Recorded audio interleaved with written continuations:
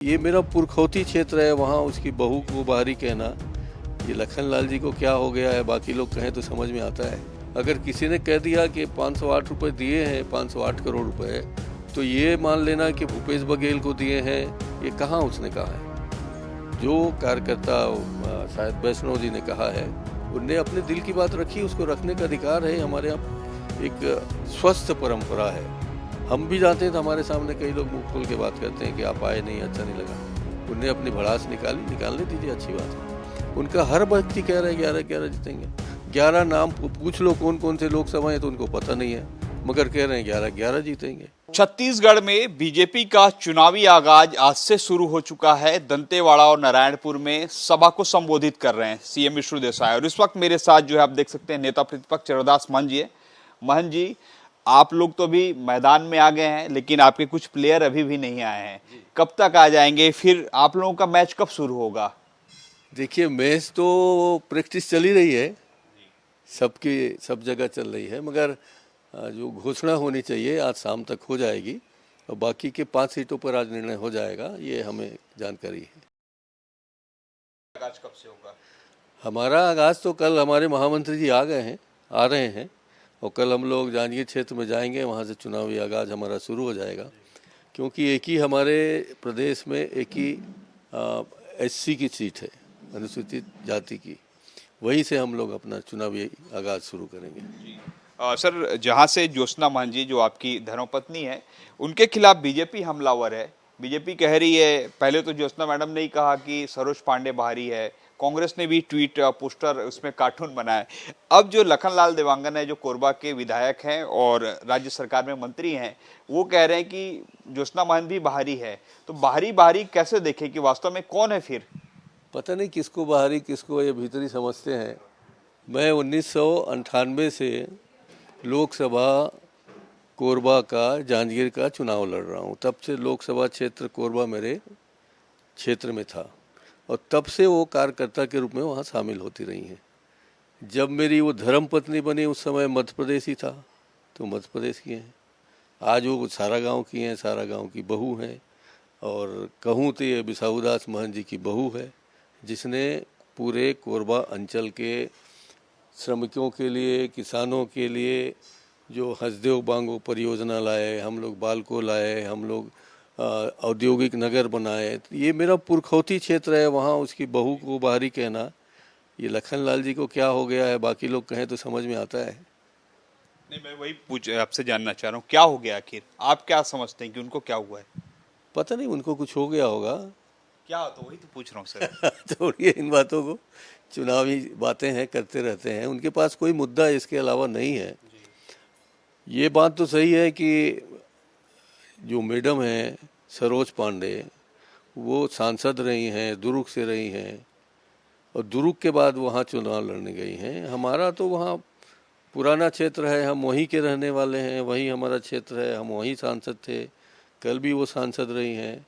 तब ये मुद्दा नहीं आया था बाहरी का, इसी बार पैदा हो गया बाहरी। सर, एक और सवाल था। भूपेश बघेल पर जो है एफआईआर दर्ज हो गया है और कह रहे हैं कि 508 करोड़ रुपए जो महादेव वेब सट्टा है उसमें उनकी संलिप्तता थी। आप कैसे देखते हैं इसको? मैं इसे भारतीय जनता पार्टी के डर के रूप में देखता हूँ। हम लोगों ने महादेव सट्टा के बारे में माननीय हमारे मुख्यमंत्री जी ने, पूर्व मुख्यमंत्री ने 2022 में ही कार्यक्रम शुरू कर दिया था। 72 एफआईआर कराए, 300 400 लोगों को गिरफ्तारियां की। तो महादेव सट्टा के मामले में तो भूपेश बघेल लड़ रहे हैं। अगर किसी ने कह दिया कि 508 रुपये दिए हैं, 508 करोड़ रुपए, तो ये मान लेना कि भूपेश बघेल को दिए हैं, ये कहाँ उसने कहा है। कई लोग उसमें संलिप्त हैं, कई लोगों के नाम हैं, अधिकारियों के नाम हैं, अन्य लोगों के नाम हैं। अन्य में आपने सिर्फ भूपेश बघेल का नाम जोड़ दिया, ये आपका डर है।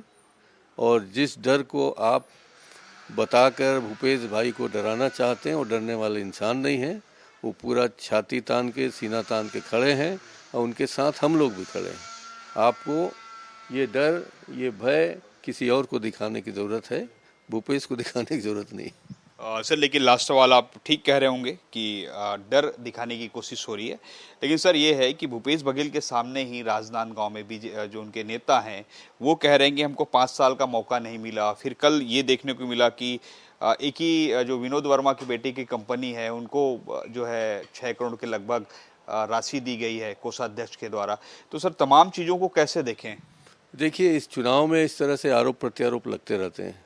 हम लोग भी जब विधानसभा लड़ने गए थे तो कई गांव गए थे, कई गांव नहीं गए, तो हमारे ऊपर भी आरोप आया कि हम कम आते हैं, कम सुनते हैं। लोकसभा क्षेत्र का प्रत्याशी तो हर गांव जा ही नहीं सकता 5 साल में। 6 महीने तो उसे लोकसभा में रहना पड़ता है। लोकसभा देश का चुनाव है और देश के लिए चुना जाता है, कोई व्यक्तिगत किसी क्षेत्र के लिए नहीं चुना जाता।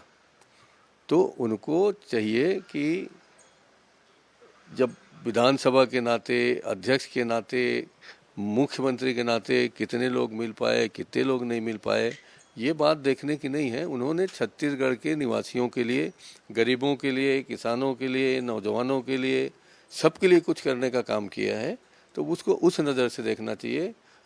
जो कार्यकर्ता शायद वैष्णव जी ने कहा है, उनने अपने दिल की बात रखी, उसको रखने का अधिकार है। हमारे यहाँ एक स्वस्थ परंपरा है। हम भी जाते हैं तो हमारे सामने कई लोग मुंह खोल के बात करते हैं कि आप आए नहीं, अच्छा नहीं लगा। उनने अपनी भड़ास निकाली, निकालने दीजिए, अच्छी बात है। सर लेकिन इसी स्वस्थ परंपरा के कारण ही तो कांग्रेस को डैमेज नहीं हो रहा है। देखिए, इससे डैमेज कुछ नहीं होगा। ये बातें दिल से निकल जाए तो उससे दिल मिलने लगता है। तो मैं समझता हूँ अच्छी बात है, उसने अपना दुख बता दिया। जो बातें आगे साफ करेंगे, ठीक करेंगे। लास्ट सवाल, 11 में कितनी कांग्रेस? देखिए, 11 में कितनी कांग्रेस को नहीं कह सकता, मगर पिछले बार हम 2 आए थे, हम 2 से ज़्यादा आएंगे इतना मैं कह सकता हूँ। लेकिन आप 11 में 11 नहीं कह पा रहे हैं। मैं नहीं कहूँगा 11 में 11, ये लोग कहते रहें। ये लोग भारतीय जनता पार्टी के लोग अभी इतने डरे हुए हैं कि हर क्षेत्र में जाके वहाँ के जनपद अध्यक्ष को दबाव डाल रहे हैं, जिला पंचायत सदस्य को दबाव डाल रहे हैं, जिनके बिल रुके हैं उनको दबाव डाल रहे हैं, जो थोड़े बहुत कांग्रेस से नाराजगी है मान लो रहते हैं उनको डाल रहे हैं, विधायक तक को दबाव डाल रहे हैं, जय सिंह तक को दबाव डाल रहे हैं कि आप लोग हमारे साथ आइए, नहीं हम आपके खिलाफ कार्रवाई करेंगे।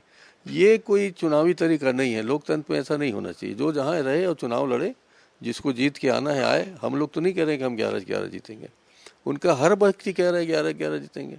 11 नाम पूछ लो कौन कौन से लोकसभा है तो उनको पता नहीं है, मगर कह रहे हैं 11-11 जीतेंगे। एक संख्या मिल गई 11। कॉन्फिडेंस है कि ओवर कॉन्फिडेंस है उनका ओवर कॉन्फिडेंस है। ओवर कॉन्फिडेंस हमारा कॉन्फिडेंस है, 100% कॉन्फिडेंस है। हम जीत रहे हैं, पहले से बेहतर स्थिति में जीत रहे हैं। तो आपने सुना चरणदास महंत जी को, जिनका साफ तौर पर कहना है कि कांग्रेस की तैयारी बहुत अच्छे से चल रही है और वहीं उन्होंने तमाम मुद्दों पर भी अपनी राय दी है। ऐसे में अब देखना होगा 4 जून को जब परिणाम आएंगे तो छत्तीसगढ़ में कांग्रेस 2 में ही सिमट रही है कि आगे हो रही कि पीछे हो रही है, ये इंतजार करना होगा।